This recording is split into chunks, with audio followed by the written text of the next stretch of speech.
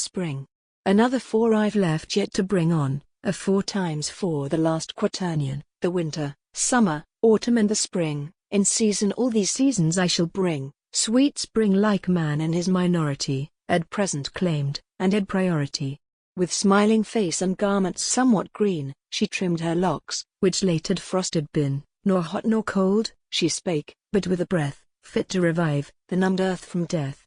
3 months, quoth she, allotted to my share March, April, May of all the rest most fair, 10th of the first, Sol into Aries enters, and bids defiance to all tedious winters, crosseth the line, and equals night and day, still adds to last till after pleasant May, and now makes glad the darkened northern wights who for some months have seen but starry lights. Now goes the ploughman to his merry toil, he might unloose his winter-locked soil, the seedsman too, doth lavish out his grain, in hope the more he casts, the more to gain. The gardener now superfluous branches lops, and poles erects for his young clambering hops. Now digs then sows his herbs, his flowers and roots and carefully manures his trees of fruits. The Pleiades their influence now give, and all that seemed as dead afresh doth live.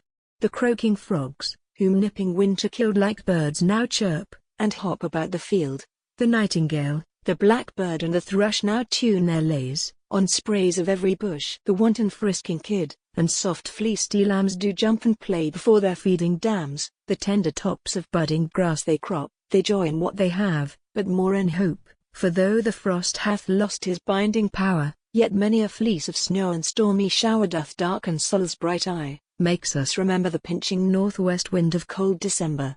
My second month is April, green and fair, of longer days, and a more temperate air. The sun in Taurus keeps his residence, and with his warmer beams glanceth from thence. This is the month whose fruitful shows produces all set and sown for all delights and uses. The pear, the plum, and apple tree now flourish. The grass grows along the hungry beast to nourish. The primrose pale, and azure violet among the verdurous grass hath nature set, that when the sun on's love, the earth, doth shine, these might as lay set out her garment fine. The fearful bird his little house now builds in trees and walls, in cities and in fields. The outside strong, the inside warm and neat, a natural artificer complete. The clocking hen her chirping chickens leads with wings and beak, defends them from the gleeds. My next and last is fruitful pleasant May, wherein the earth is clad in rich array. The sun now enters loving Gemini, and heats us with the glances of his eye. Our thicker raiment makes us lay aside, lest by his fervor we be torrified. All flowers the sun now with his beams discloses, except the double pinks and matchless roses. Now swarms the busy, witty, honey bee, whose praise deserves a page from more than me. The cleanly his wife's dye is now in th' prime, her shelves and firkins filled for winter time. The meads with cowslips, honeysuckles dight, one hangs his head, the other stands upright, but both rejoice at heaven's clear smiling face, more at her showers, which water them a space. For fruits my season yields the early cherry, the hasty peas, and wholesome cool strawberry.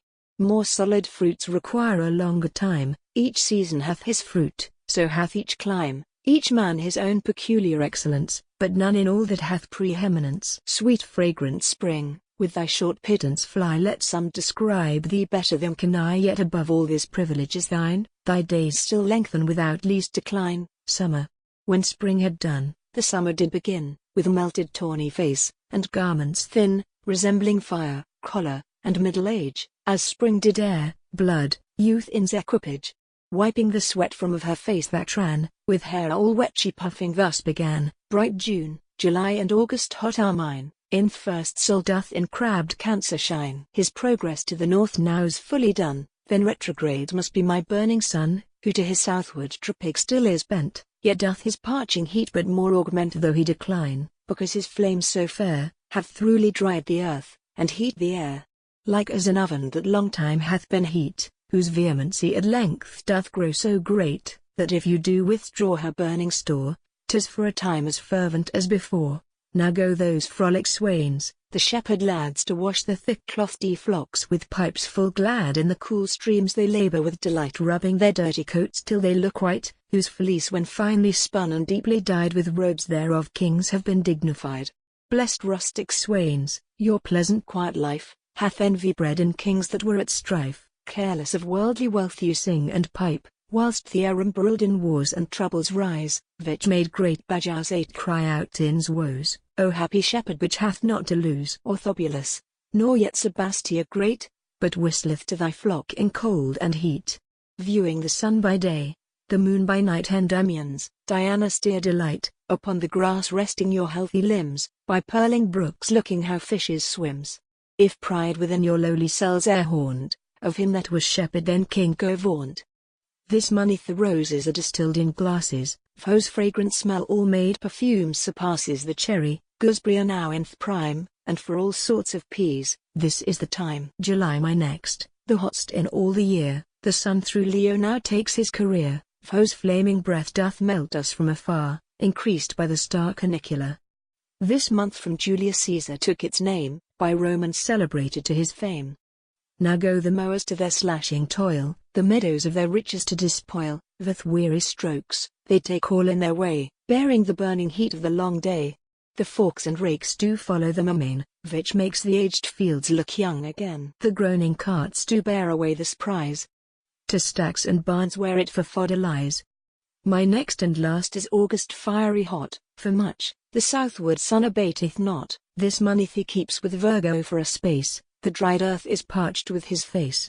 August of great Augustus took its name, Rome's second emperor of lasting fame, with sickles now the bending reapers go the rustling dress of terror down to Merva, and bundles up in sheaves, the weighty wheat, which after manchet makes for kings to eat. The barley, rye and peas should first had place, although their bread have not so white a face. The carter leads all home with whistling voice, he ploughed with pain, but reaping doth rejoice, his sweat, his toil, his careful wakeful nights, his fruitful crop abundantly requites.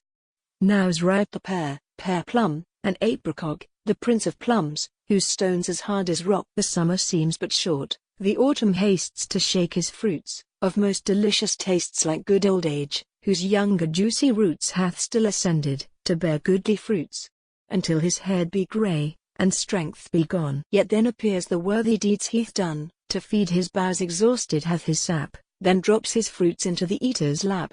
Autumn. Of autumn months September is the prime, now day and night are equal in each clime, the 12th of this sol riseth in the line, and doth in poising Libra this month shine. The vintage now is ripe, the grapes are pressed, whose lively liquor oft is cursed and blessed, for naught so good, but it may be abused, but it's a precious juice when well it's used. The raisins now in clusters dried be, the orange, lemon dangle on the tree, the pomegranate, the fig are ripe also, and apples now their yellow sides do show.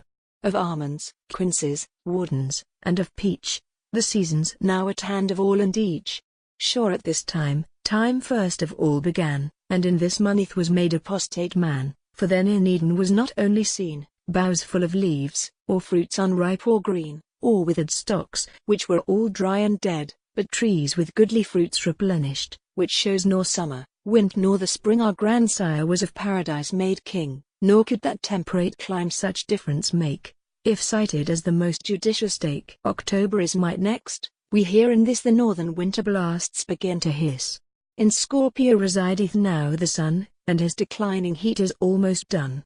The fruitless trees all withered now do stand, whose sapless yellow leaves, by winds are fanned, which notes when youth and strength have passed their prime. Decrepit age must also have its time.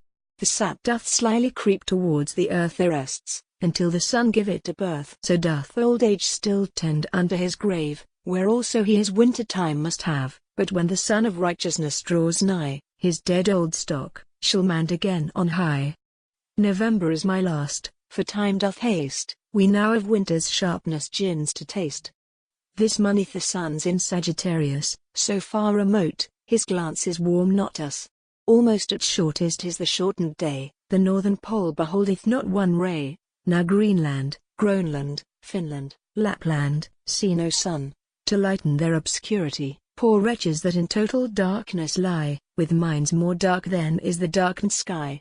Beef, brawn, and pork are now in great request, and solid meats our stomachs can digest.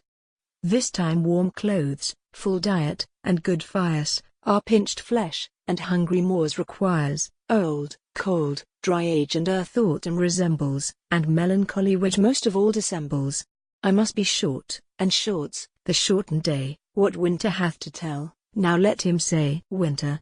Cold, moist, young phlegmy winter now doth lie in swaddling clouts, like newborn infancy bound up with frosts, and furred with hail and snows, and like an infant, still it taller grows.